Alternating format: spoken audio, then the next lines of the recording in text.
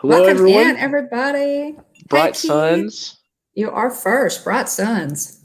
How's our Bright audio and Sun. video looking, everybody? Let us know if one of us is a little too loud or, Yeah, y'all let uh, us know. yeah, We've let had us know. I have been experiencing some audio issues lately with my recordings and such. It's Mm. kind of strange. I sort of make mental notes, what well Hey, setting I welcome in, Russ. use. Great And to see you. hey, Russ. Ninja watching lots to do at the moment. This is the way, absolutely. Thank you for being here. Oh, thanks, Russ. Yeah, thanks for being in. We really appreciate it. Yeah. Anyway, so I'm kind of working through some of that and trying to figure out, my adjustments. It's kind of strange. The whole sound thing, and Hmm. video it just takes some getting used to. But I am really excited about a couple of videos that I put up this week. Well, one last week, I guess. On our trip, this last time we went on the Jingle Cruise, obviously in Adventureland. And so there's a video up on the channel about the Jingle Cruise. It's the full ride. So, and we got a really good skipper. So Yeah. check that out. And then yesterday I dropped a dining review on Trattoria Al Forno. I went with Russ there for brunch one day when we did the Skyliner crawl and explored the boardwalk, that kind of thing, and it was really neat. So that is also up on the channel. So trying to crank out some of those videos from our trip, before that content gets too old, and let you guys know what we did while we were in Walt Disney World. But yeah, thanks for being here, Russ. We really appreciate it. Yeah. I am excited about this week's episode. Yes. So we're actually behind now. We've missed the last couple of weeks with traveling to Keith, we see your message there. I just saw it pop up in Instagram, so we'll have to check that out. Looking forward to being on BDF stream on Sunday. So keep an eye out for that. I think that's 6 o'clock Central, 7 o'clock Eastern. So looking forward to that. And but let's see here. So yeah, we're actually behind a bit, and We are, but we're not going to rush it. I think we've decided we're not going to rush the content because these last episodes have been some of my favorites. Yeah, really. Yeah, we're we'll be 3 episodes trailing everybody. Whoever's like a Nerd Talk, Does Our Dream, Tracy Glenn, Kinsey Days, What in the World with Russ, and they're all and they are doing Nerd Talk as well, and doing the Mandalorian on their weekly Nerd Talk. So y'all check that out, because it's great. It really is, and all of them kind of come at it with a different perspective too, and so really good stuff. So y'all watch for that. Yeah. So yeah, we are going over chapter 11, which was the Heiress. I would like to say, I told you so. Yeah, you did. Yes, you did. So if you go back to our last episode of Mando Mania, I was hopeful. Mom had thrown it out there that she thought that Bo-Katan could very well be one of the Mandalorians that Mando Din Djarin meets up with on Trask. And so, set the scene. We're starting off the episode. The Razor Crest is just beaten to bits. I mean, it took a serious beating from the ice spiders and also the icy terrain there. All the on the planet that they crash landed on, as Mando was trying to shake the X-wing pilots. Right. But and he has the frog lady with him. The frog lady. Yeah, we do. Yeah, everybody's worn out from the events of the last chapter. Everybody's napping, even Mando, and you can start to hear the alarms go off as they start their descent. But actually, another I like to kind of catch phrases whenever we hear them. Dank Ferrick appears to be like dang it, or like potentially maybe some sort of expletive, or like Carabast, something you say whenever things aren't going right. And so like Zeb Aurelius in Star Wars Rebels and some other characters in Star Wars Rebels say Carabast. And they even say that at Galaxy's Edge too. It's also part of the Galaxy's Edge Mm-hmm. lingo at Black Spire Outpost at Batuu. Yeah. And so Dank Farrik is one we hear a few times in this episode, which we've heard before in The Mandalorian. But the manual reentry. So Mando says, everything's messed up with the Razor Crest. We got to do we're doing a manual reentry. So he's got to land the bird, basically, on Trask. And there's one really cool thing that somebody caught and tweeted at Bryce Dallas Howard, which she confirmed. And I'll have to confess that I caught this too. I did catch this. I didn't mention it to you, but I did absolutely catch this. Go ahead and tell what it is. So Mando says we gotta do a manual reentry, and so as they're coming in to land on Trask, okay, good. The Razor Crest is just surrounded by flames, and it's very reminiscent of another scene in cinema history, which is Apollo 13. Yes, which was directed by Ron Howard, who is the father of Bryce Dallas Howard, who directed this episode. Absolutely. Yes. Absolutely. And I love all things NASA and space, guys. I follow NASA very closely, especially when the shuttles were going up. And so Apollo 13 is one of my very favorite movies. After that movie, I actually wrote to Jim Lovell and got a response and an autograph and a nice handwritten letter from him, which I still have. Love it. Wouldn't take anything for that. But yeah, on the reentry, when they're going in, the Razor Crest gets so hot on the outside that there are flames coming from it. It is totally reminiscent of the reentry that Apollo 13, the spacecraft, did in the movie and, of course, in real life when they came back in. And so, and you have the cold. Apollo 13, the capsule was really cold because they had to power down. The Razor Crest is really cold because they've been in the Arctic climate. So they're re-entering, and I thought of that same thing because it looked a lot like the re-entry scene from Apollo 13. Did anybody else think of that? I thought of it immediately because I'm such a fan. Once it immediately came to mind, and I didn't, I obviously didn't make the connection in real time, but it immediately, as soon as I saw somebody mention, I was like, yes, that's totally it. Very reminiscent of you both crafts re-entering the atmosphere. And the connection there with Ron Howard and Bryce Dallas Howard is just priceless. I love that. Yeah, what an awesome tribute from Bryce Dallas Howard to her father. What a neat way to do that. But also, I'll say this too: huge, massive props to Bryce Dallas Howard for the episodes that she's directed of The Mandalorian. Could not agree more. Many of them have been some of my favorite episodes from the whole series. And, it could be that she just, drew the lucky straw and there was a good story associated for each of the ones that she directed. But you still have to do the job. And so she's crushed it every single time. She has. Yeah. But so huge props to her for this episode and the other episodes that she's directed. The Razor Crest comes in, almost nails the landing. They're right above the platform, and then it swerves off into the water, and it gets completely submerged. And it has to be lifted out by what appears to be some sort of repurposed AT-AT thing. Yeah, like a giant crane. They don't stick the landing, guys. No. You think they're going to, and then it just it's bad. And I wasn't expecting that. They kind of surprised me with that whole fall into the water thing, and I was like, you're a mess.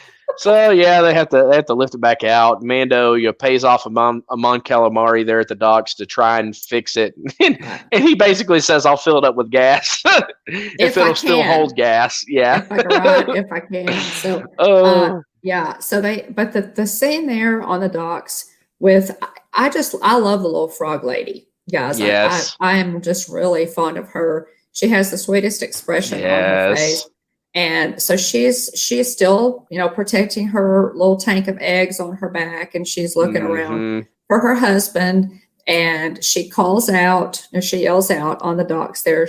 Her eyes are searching, and the crowd kind of parts, and she finds her husband, and there's the run together, and they're making all kinds of sweet noises, and they that hug. scene, yeah, arms outstretched, touching each other's faces, and a little smooch, and then obviously looking at the eggs, and seeing that they got there safely and in time with the eggs. And Mr. Frog is most so of grateful.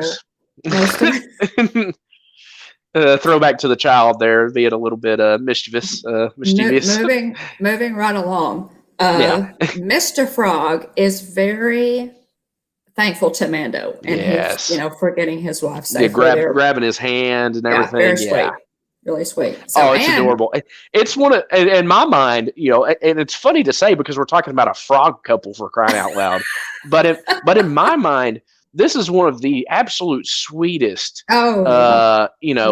relationships we've ever seen displayed. It is in the Star Wars universe. I would say so. And I mean, it's precious. And again, it's funny because we're talking about Frog Lady and Frog Man.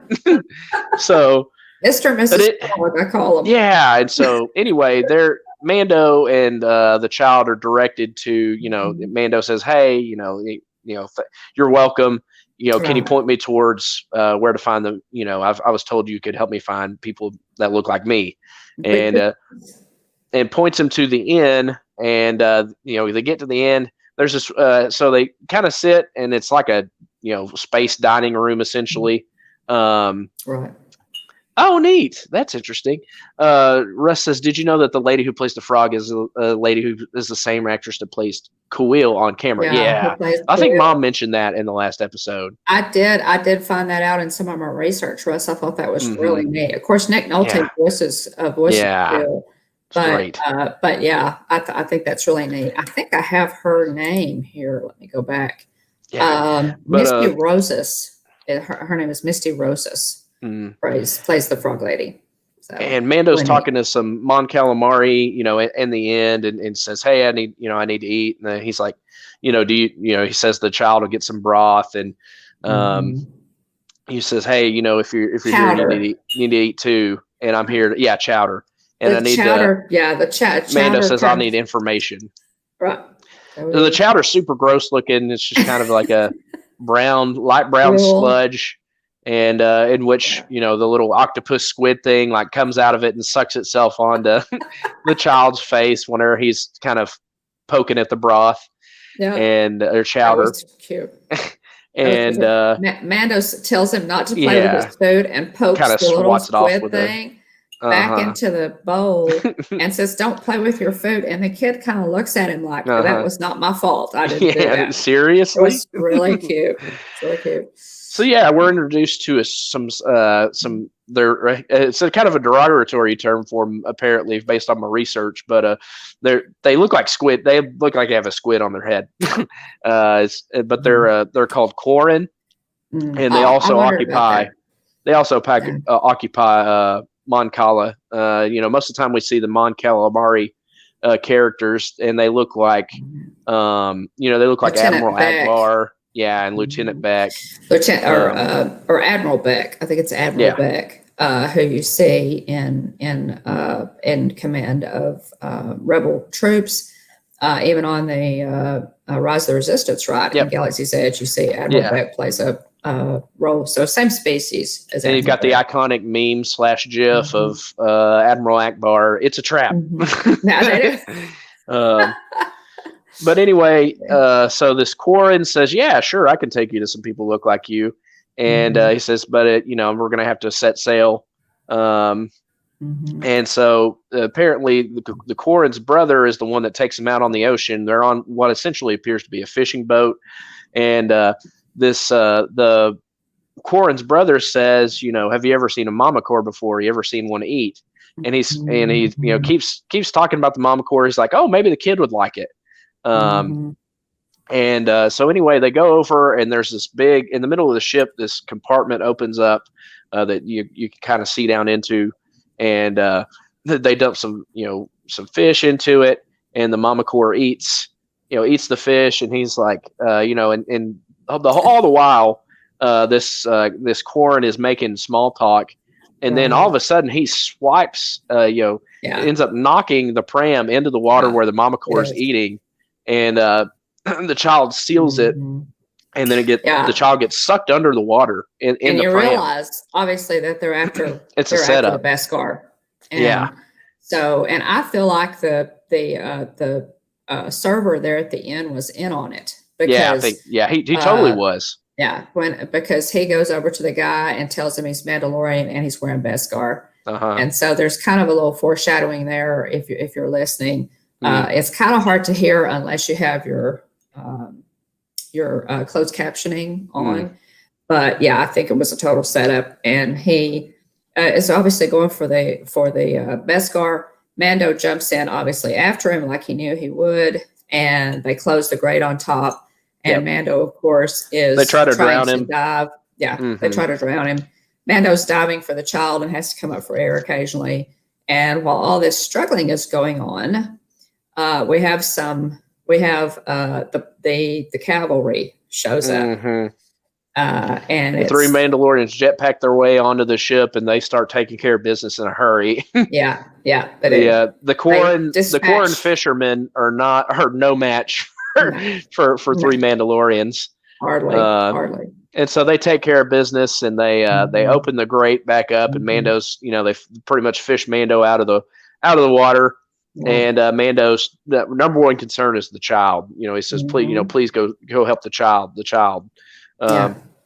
So one of the Mandalorians just, dives right in. I mean, the Mandalorians are just, they kick some serious tail, and they're fearless, because she just bells right off in there. That there's a mama core sea beast creature in there, and she just bells right off in that water. Reeves is her name, and she bells off in there. Takes very little time. You see, some lights flashing as she's killing the beast underwater. She comes up with saves the child, obviously, but the big takeaway from this, and I am a total fan of the Clone Wars, guys. If you have not seen the Clone Wars, you absolutely need to watch that series. It's excellent. And this is indeed where Katie Sackhoff makes her appearance as Bo-Katan. Yep. And I was so excited to see her in this. Which was awesome, because she voiced the character in the Clone Wars. She did.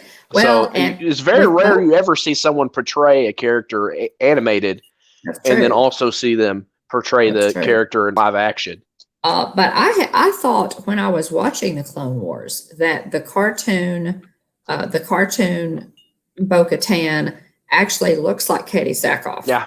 Did you? A little bit, yeah. She does. And so, occasionally they will, Disney in a lot of their movies, actually, like the genie actually favored Robin Williams. He was drawn to favor Robin Williams. So sometimes they'll do that. And I felt like they did that with Bo-Katan. I felt like they drew her character to favor Katie Sackhoff, who is her voice. And so Katie Sackhoff does indeed play her. I was thrilled to see anybody that's seen the Clone Wars knew before she ever took her helmet off who she was, because she's got that special design on the top of her helmet. Yeah, she does. But one thing to note, I was going to say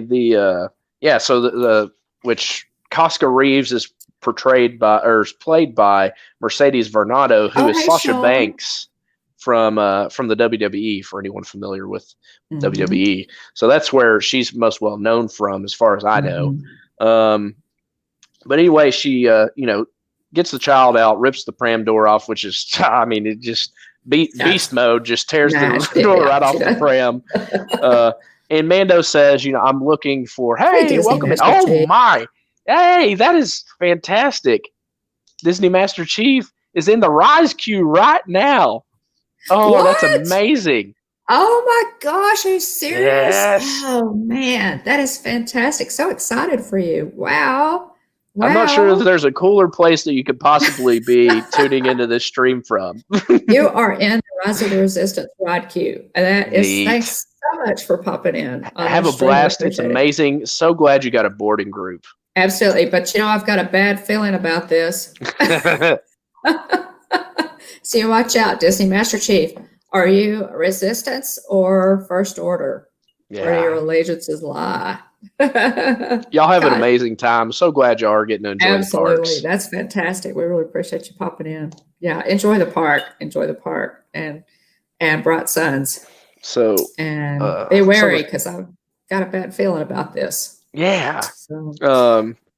So Mando tells the child's safe, in Mando's arms, and Mando says, I've been quested with returning this child, or we're requested with delivering this child, and he doesn't even get to finish what he's saying because he says he was looking for more of his kind, and they take their helmet off, and obviously again, it was shocking in the first episode of season 2 whenever the Marshal did it.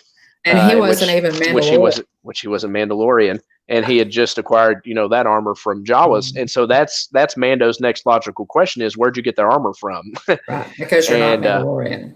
And so that's his assumption, because remember, Mandalore is a planet.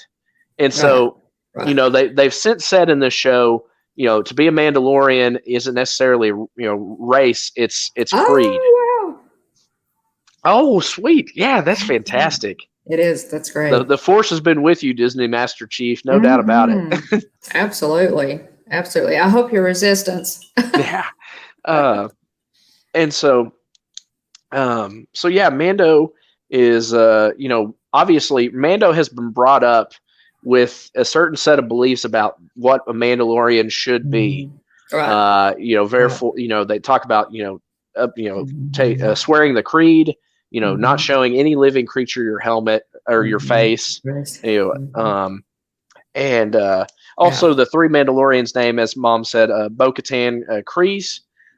We have Axe Woves and Koska Reeves was the name of the 3 Mandalorians. And so after Mando, Mando says, that they're not Mandalorian. Like, he tells them, you're not Mandalorian. You don't keep your faces covered. Right. And Axe Woves' character says he's one of them. They immediately realize who they're dealing with. Yeah, they did. Mando he was saved by, which Bo-Katan, Bo-Katan, Kryze, she says, actually pronounces it Bo-Katan. Yeah. She gives her background, says she's the last of her line. She was born on Mandalore and fought in the Purge. And she calls Mando a child of the Watch. Now, if you're familiar with the Clone Wars, they're referring to Death Watch, which, as Bo-Katan, as she describes it, is some religious zealots that broke away from Mandalorian society. Their goal was to reestablish the ancient way. So, little bit of Clone Wars backstory. Bo-Katan's sister was Duchess Satine. And so she was ruling Mandalore, and she wanted Mandalore to be, a peaceful, nonviolent planet and people. Well, Death Watch wants to stay true to the roots of Mandalore, the ancient ways, and they want to be a warrior race. They want to be, conquering race. And so the two views just butted heads, and so you see. Obi-Wan's tasked with protecting Duchess Satine and from the Death Watch. Yeah, which I won't give away any spoilers on that relationship. But yes, Bo-Katan used to be a member of Death Watch until and there's the leader of Death Watch has the Darksaber back. Back during the Clone Wars, the leader of the Death Watch has, was it Pre-Vizsla? I'm trying to remember. I think, it may not have been Pre-Vizsla. But anyway, so he has, it's kind of symbolic. He's trying to rule, assume, yes, I think it is. Yeah, it's Pre-Vizsla.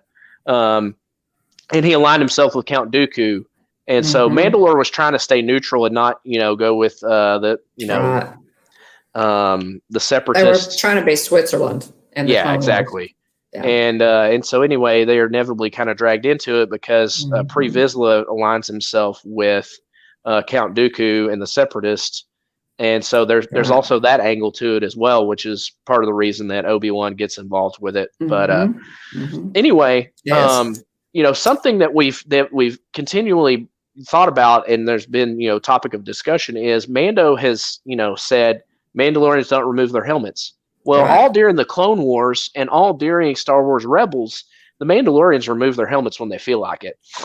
And so we figured out that this must have been a later teaching that came from the Death Watch after the Purge. Right.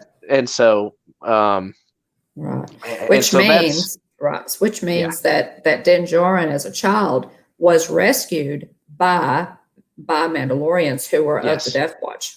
Yep. And that's why he's been brought up under that credo. So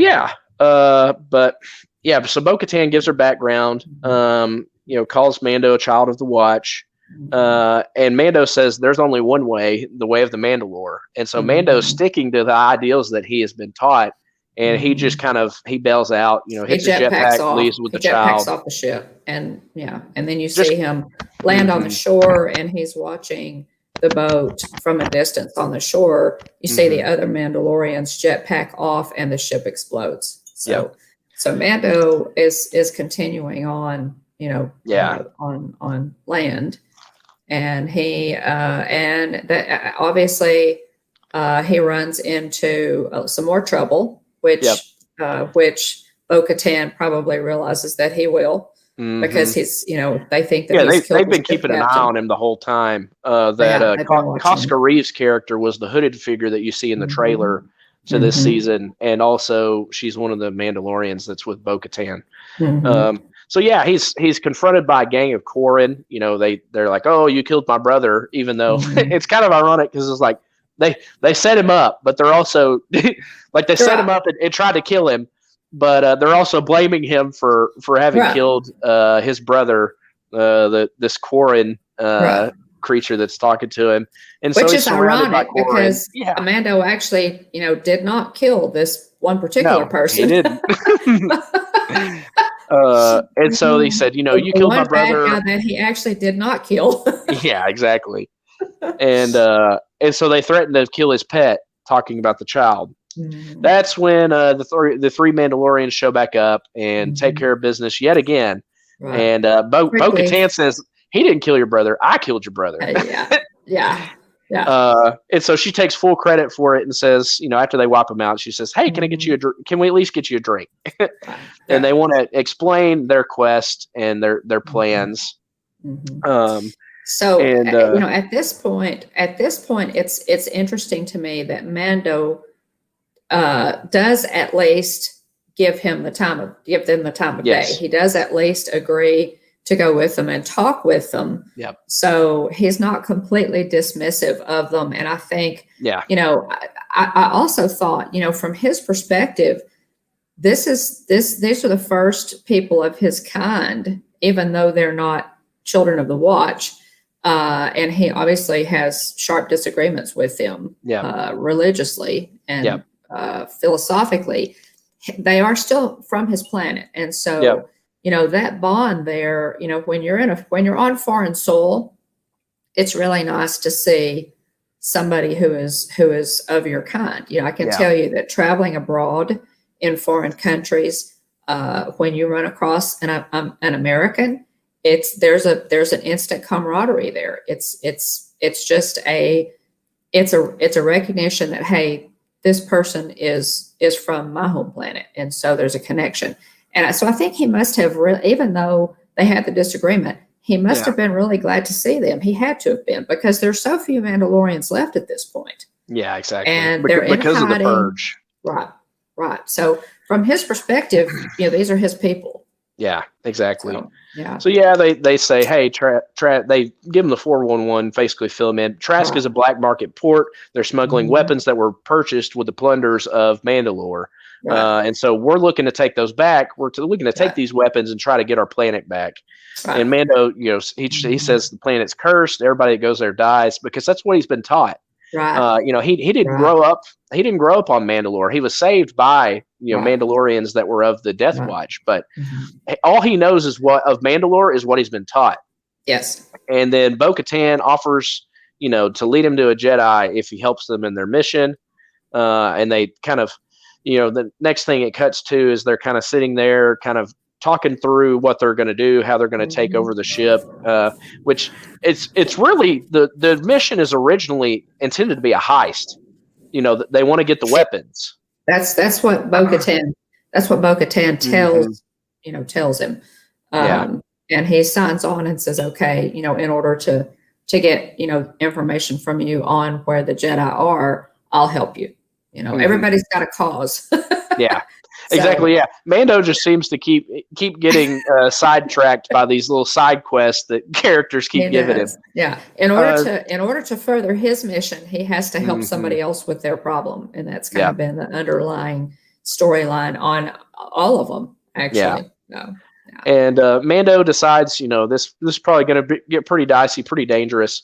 He leaves the child with the frog couple, and while he goes on the mission, I thought it was really cute. Mando just continues to grow in his attachment to the child.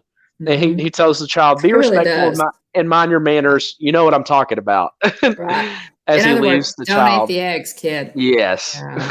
And the frogs are really gracious to take him in. Yeah, I think that Mrs. Frog in particular has been very benevolent towards him and very lenient because he is a child. Yeah. Because he's been eating her eggs, guys. Yeah. It's definitely for them to take him into their home when the eggs are about to hatch is really generous of her, which again, I love her character. And the child looks at the egg canister. They're all kind of surrounding the egg canister, and one of the eggs hatches, and there's a little baby tadpole pops out. It was really sweet. Yeah.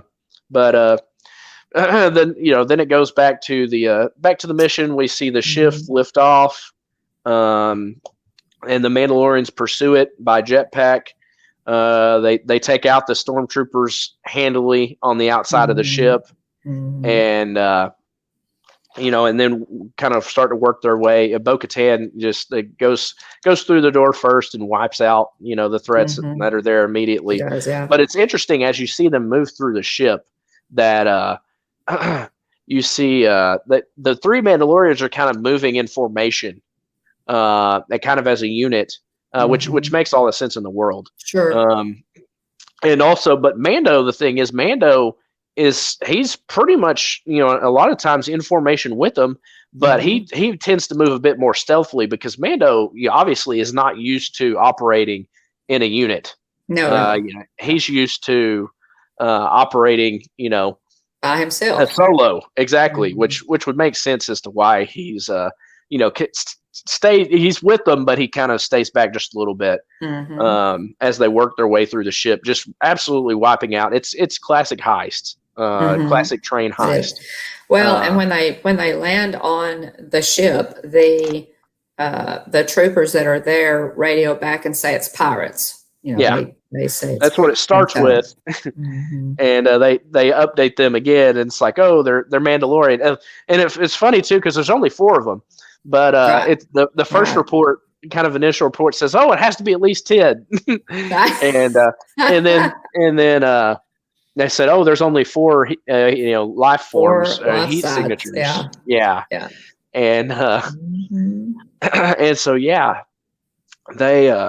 they just plow their way through the ship, taking out all the stormtroopers in sight. These scenes, I really, really enjoyed these scenes because of the Star Wars connection there. That these scenes are very reminiscent of your usual classic Star Wars action. Oh yeah. And so I love actually the next 3 episodes because of that. We're going to see a lot of Star Wars-esque action. Yeah.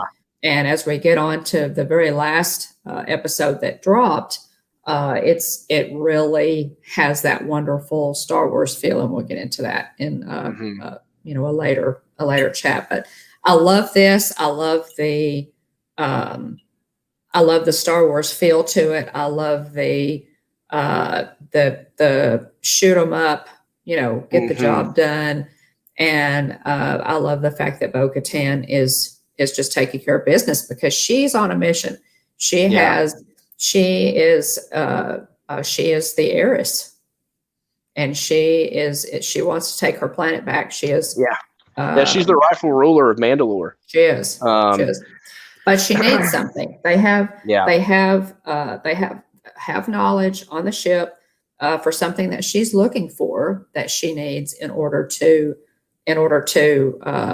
solidify her claim to the throne, which I think she has a rightful claim anyway, because she is the Duchess Satine's sister. But this particular item would cement her claim to the throne, and she's after it. She wants to restore order to her planet, and so she has a big purpose. She's got a big purpose on her hands. She's a pretty ambitious lady. Yeah. I mean, her character has always been like, very much very strong. Very strong, very much let's get the job done. She is the warrior, where the Duchess Satine was more the politician, or the leader, politician,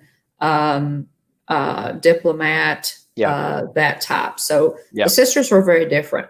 And it's really, I throwing it back a little bit to the Clone Wars discussion. What makes Bo-Katan leave Death Watch is eventually the murder of her sister. Yeah, her sister. Spoiler alert. Sorry about that. But but yeah, Darth Maul, in order, exacting, some sort of level of revenge against Obi-Wan Kenobi, murders Duchess Satine and, says basically, I'm going to rule Mandalore. And that goes, an outsider, claiming the Mandalorian throne, claiming to be ruler of Mandalore is not okay with any Mandalorian. No. So, and I guess we can go ahead, ahead and say that she is after, interestingly enough, and here goes the plot twisting again, folks. Bo-Katan is after the dark saber. Yep. It is the possession of the dark saber that would solidify her claim to the throne as leader of Mandalore. And we all know who now possesses the dark saber.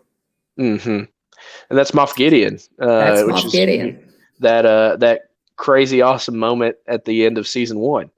But which just blew everybody away. So Moff Gideon has the saber. She's after it. She's trying to find out where he is, and the leader, commander of this ship, she knows that he probably has that information. So in addition to taking back plunder from her planet and trying to take this ship for their cause, she wants to interrogate the leader of this ship to find out where Moff Gideon is, because she's after that dark saber, which to me is a huge storyline road that they could go down with this series. There are several, and we'll discuss them in a few minutes, but this is a huge storyline right here. She's after the dark saber. There's a little bit of humor there as they work their way through the ship, and you see some awesome usage of the Mandalorian weapons, where there's a smoke grenade, but the Mandalorians can still see through all of it, and they use the little heat signature radar, that thing that flips down on their helmet. And they work their way through. How strong the Beskar is. That too. How strong that Beskar is. Because Mando takes a lot of fire as they, as they work their way all the way to, the cockpit. Because the commander has realized that they're coming. He radios the fleet. Moff Gideon actually appears and he requests backup. And Moff Gideon says, "How much of the ship have they taken?" He says, "Everything but the bridge." Moff Gideon says, "Well, you know what? If they've taken that much of the ship, you're on your own, buddy. And so you know what to do." And so the commander says, "Long live the Empire," Moff Gideon says.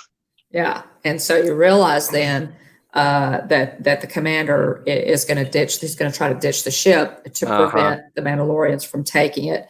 So they're making their way towards the bridge, and they realize that the ship is going down.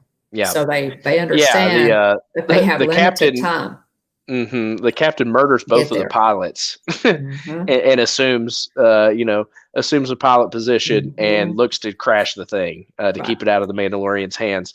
There's a Right. little bit of humor as they're kind of blasting their way through the ship because there's a group of stormtroopers and another officer of some sort that are in the cargo bay, and they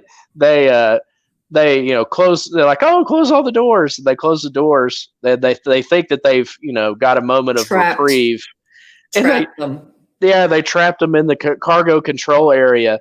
And so all of a sudden, like, oh, you're like, where did you say you trapped them?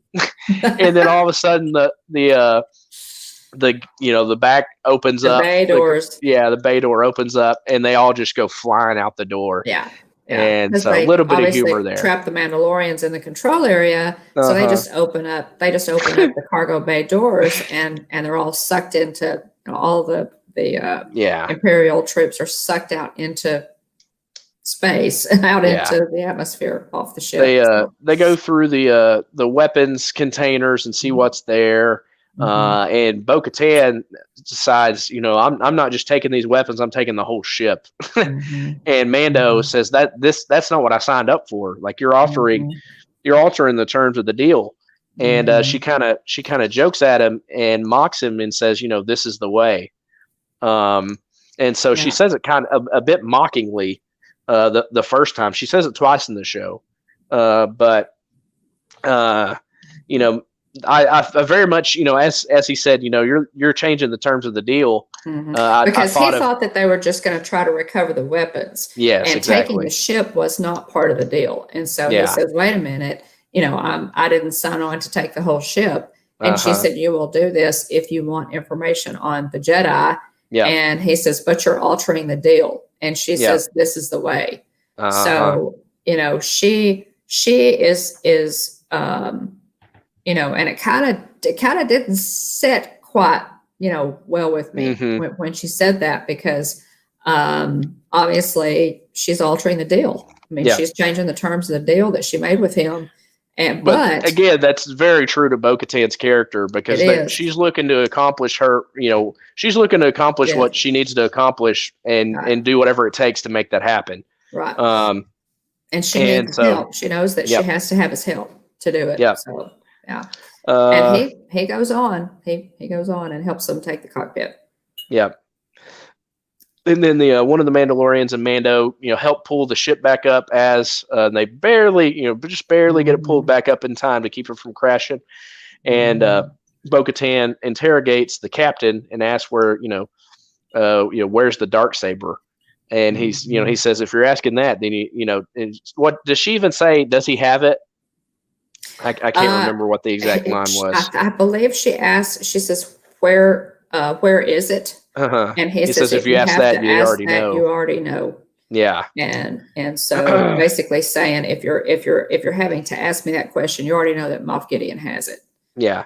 And in order to get to the bridge, Mando, there's a scene where Mando takes a ton of blaster fire. Oh, yeah. And then throws out their grenades and blows it up. And it's really, really awesome. Yeah, just kind of bull rushes into it. It takes a lot of guts. And props again. I think that scene was probably done by Pedro Pascal's stunt double, who is actually John Wayne's grandson. Yeah, very cool. I mean, how much cooler do you get than that, to having John Wayne's grandson be your stunt double, for crying out loud. And just props to him, because so many of Mando's great mannerisms and moves are due to his physical acting. So I'm a big fan of his, and we don't even see him, other than his stunts. We don't see him, but he adds so much to the character. And Pedro Pascal and it said, work together in order to develop Mando's fighting style and his mannerisms, and just to make him cooler in fight scenes, which I think is really, really neat. Oh, it's great. Yeah. So the captain, pretty much, what is the line between Bo-Katan and the captain? Says something like, something along the lines of, I'll let you live. But he says, but he won't. But he Talking won't. about Moff Gideon. And he Right. does something to bite some sort of like electric thing that electrocutes him. Yeah. And he dies. Yeah. Very, very reminiscent of like a cyanide pill, where, somebody is in a position where they absolutely, like, they have information they cannot be captured by Right. their opponents. Right. So they've got Right. that to resort to basically Well, it ensure instant death. it reminded me of Captain America, where they capture the Hydra agent. The Hydra agent, and several of the agents that they capture, they crunch a little pill, as Tommy Lee Jones' character explained it, and commit suicide so that they can't be interrogated or whatever. And that reminded me of that. So Bo-Katan offers to have Mando, go along with them on their journey. But Mando, ultimately has, like, his number one objective is to get the child to a Jedi. And I think he would have considered it. I really do think that Mando would have considered it. And again, we don't know. There are a lot of different directions that the storyline could go in. Oh yeah, because they have. That's a beautiful thing about this show. Like, it's prime for spin-offs. It is. All these different characters involved, and they all have their own objectives. Yeah. So because of Bo-Katan's quest for the dark saber, I totally feel like we'll see her again. I feel like Katie Sackhoff, we will definitely see her again, which is exciting to me because I totally love her. So but Mando, Katie Sackhoff says, we've offered, for you to join our quest, but and the offer stands. Yeah. So they kind of. It says where to find a Jedi. Yes, she does. And so this is the big news. The big name drop is, of course, we knew the casting rumors. Right. We knew that Rosario Dawson had been tapped to play Ahsoka Tano, but she says you can find Ahsoka Tano on Caladan, which is on Corvus. And so we have name dropped, the first Ahsoka time. Tano. The first time we've had, a Jedi name dropped on the Mandalorian, and she says, they kind of tell her that Bo-Katan sent you. And they end their conversation with "This is the way." Bo-Katan says it, and she says it sincerely this time. Yes, she does. And Mando says, "This is the way." Yes, and I think that I think that this interaction with Bo-Katan and her companions there, I think, gains Mando's respect, because even though he may not, completely agree with them and their way, I think she earned his respect there, and so a next encounter with Bo-Katan would really be interesting. Really, that's something I really want to see. So and I think we will.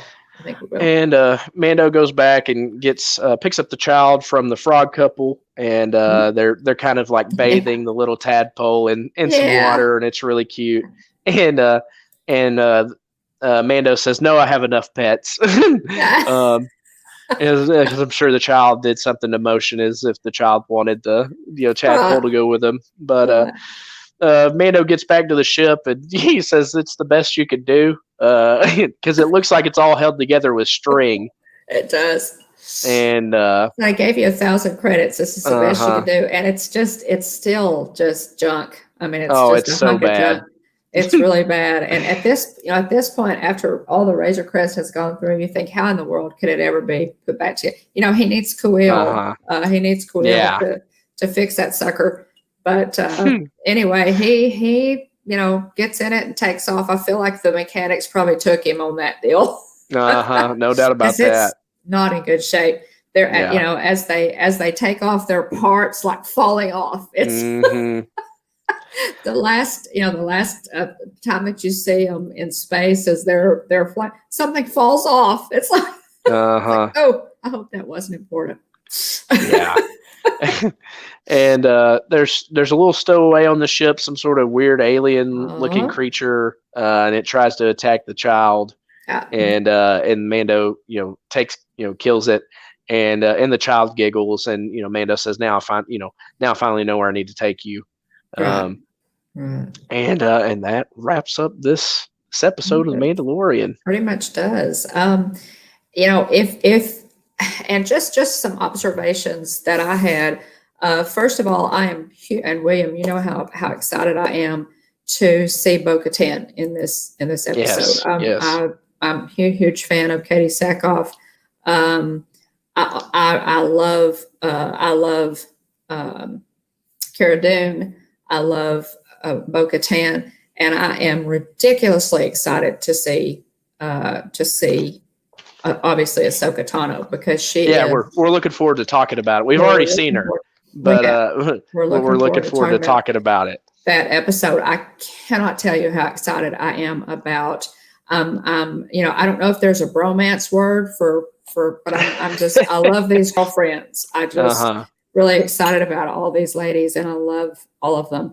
Ahsoka Tano is it's interesting to me how, I watched as a child, guys. I went to see Star Wars in the movie theaters in 1977. So I've been watching Star Wars as the movies came out, for most of my life. And it's interesting to me that one of my favorite characters in the entire Star Wars cinematic universe, if you will, is from the animated series, The Clone Wars. Yeah. And that's Ahsoka Tano. I was very surprised that I became so attached to this character when I was watching The Clone Wars so quickly. And she's animated, so to see her it's a testament to the character development that Dave Filoni and his team did during the Clone Wars series. Yeah, it totally is. So Ahsoka is just one of my favorite pictures. And I did, by the way, try desperately to get those Ahsoka Tano ears that were that they put out, and of course couldn't do it. I don't know. I think you could probably pay $500 for them on eBay. There's no telling what they're going for now. Oh, there's no telling. I haven't even looked. But anyway, I'm thinking I'm going to look. I've decided I'm going to look on Etsy and see if I can find some Ahsoka Tano ears. But anyway, just observations. If you haven't watched the Clone Wars animated series, by all means, I cannot recommend that enough to watch that series, because there is so much backstory. There's so much information that you need. Tons of it to give you information on what happened in the Clone Wars. And then as you proceed with the Mandalorian, you're gonna have that base of information to pull from to know what's going on as they get more into the Mandalorian. The other thing that I wanted to emphasize was that I love, and of course we've seen all the episodes, but up to now we're kind of behind covering them. But I totally love the Star Wars feel that these few episodes have, because we're really getting back into that Star Wars feel. It's not as much classic, the Mandalorian, the classic Star Wars feel. The next episodes really have that, and I totally love it. It's interesting to me that, and I think again this is the genius of Dave Filoni and Jon Favreau, to lead Mando ultimately back into the whole, back into contact with the Jedi. Yeah. And it's really exciting. And again, there's so many directions that this could go. Where will they go with this storyline of Bo-Katan looking for the dark saber? And again, we'll get to the other episodes, but it really lends itself to some great spinoffs. I don't want Dave Filoni and Jon Favreau and company to get so involved in so many different spinoffs that everything suffers. I don't want them to do that. Yeah, we want the quality to stay high, and I think we would much rather wait for exceptional quality content, however long that takes. If it takes years, okay, that's what it takes. Exactly. But, as long as they as long as they continue to produce exceptional content, I'm willing to wait for it. You know, I know so much of things these days are just kind of instant gratification, but I'm 100% willing to wait however long I need to wait in order for them to tell the story they want to tell in the amount of time it takes for them to tell it. Right. And there are a lot of, there are tough fan theories, floating around everywhere, obviously on social media. But I am confident that Jon Favreau has a definite direction that he wants to go with this. Yes. When the season started, there were some questions about, okay, are we just going to see is it just going to be all cuddles and hugs now with, a lot of people objected to the development of the Baby Yoda character. They didn't necessarily want it to go in that direction. But I think what we have seen is critical. The relationship between Mando and the child is critical to the next episodes. And I think Jon Favreau is leading us in a direction for a purpose on that. Yep. So exactly. So I really excited to talk about, the next 2 episodes, and totally loved this episode. I feel confident we'll see Bo-Katan again, and look forward to that, because I'm really excited about the whole Darksaber Moff Gideon connection there, and her wanting to get that back in order to rule Mandalore again, because Mandalore needs stabilization at this point. It really does. And I think, at this point in the Star Wars universe, there are very few Jedi left. Yeah. And again, the Clone Wars explains all of that in more detail, why that is. Yeah, I mean, if you've seen Revenge of the Sith, you know that the Emperor Palpatine executes Order 66, and the clone troopers attack their Jedi leaders, and so that's why most all the Jedis are gone at this point. Awful. Yeah, and it's at that point too that we lose Anakin. And we'll have further discussion. Stay tuned here in a couple of weeks whenever we talk about the episode with Ahsoka Tano. We'll have a discussion on what Jedi we know are still living. Based off of different source material. So information there. Yeah, absolutely. So that's those are pretty much my thoughts on it. I'm excited to see where they're going to go with this one. And the different, in the next 2 episodes, we're going to see, and we've got another one dropping tomorrow, guys. I'm interested to see where, what direction Dave Filoni and Jon Favreau are going to take us in as far as this storyline.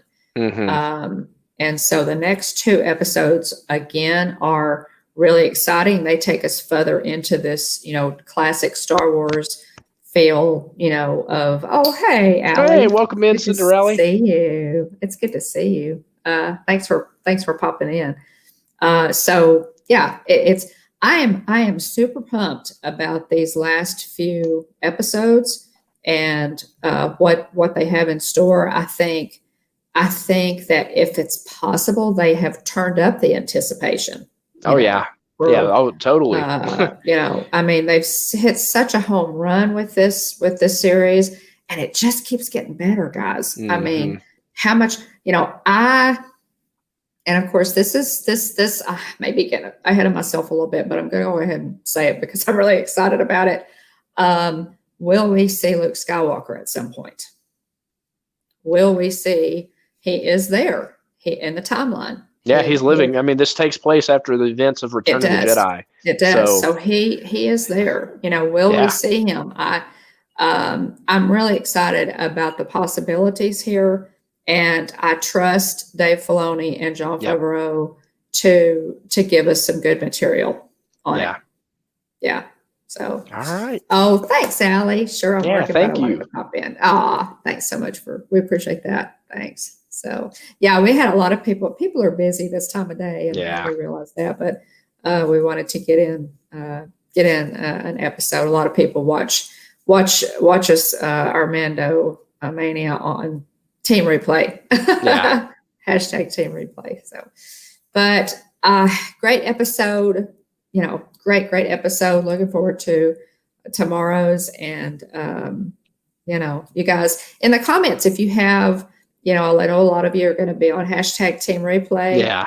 Let us know what you thought about this episode and where you think they might be, leading the storyline. We'd be, love to know some of your theories on that. Yeah.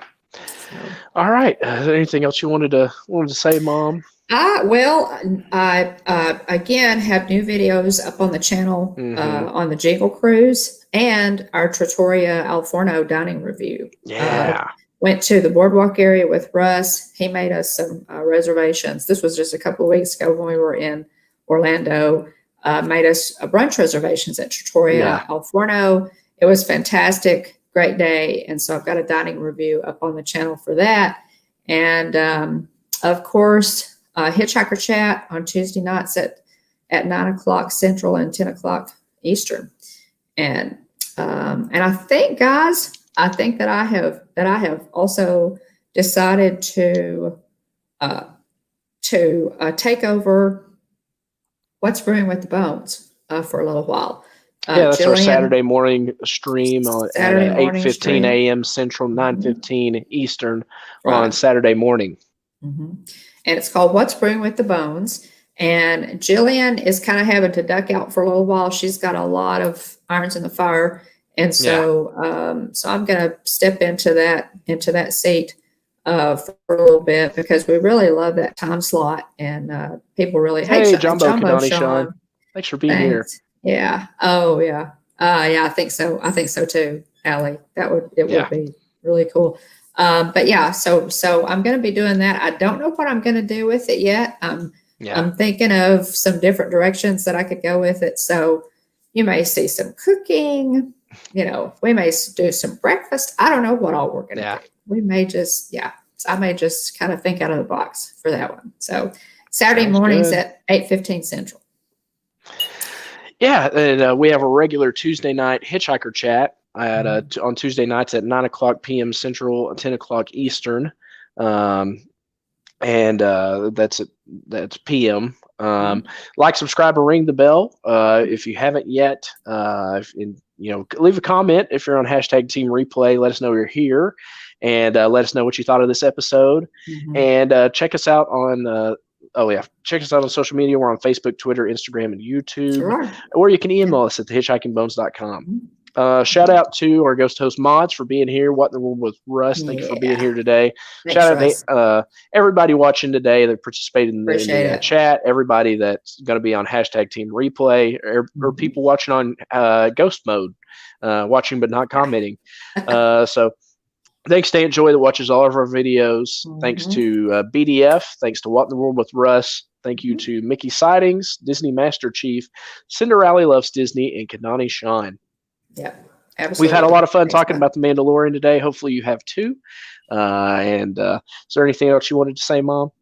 I think that just about covers it. So thanks, guys, for being here. And we're gonna try to catch up on this thing, but we don't want to rush it because these last few episodes especially, have been some of the best of the series, and we want to give them their due time. So, thanks. Yeah, thanks, Sean. Yeah, we appreciate it. So, thanks for popping in, Allie. We appreciate it. Yeah, everybody have a great day. Have a great rest of your week. Absolutely. Thanks again, everyone. And please, as always, hurry back. Till the spire. Bye, everyone. Till the spire.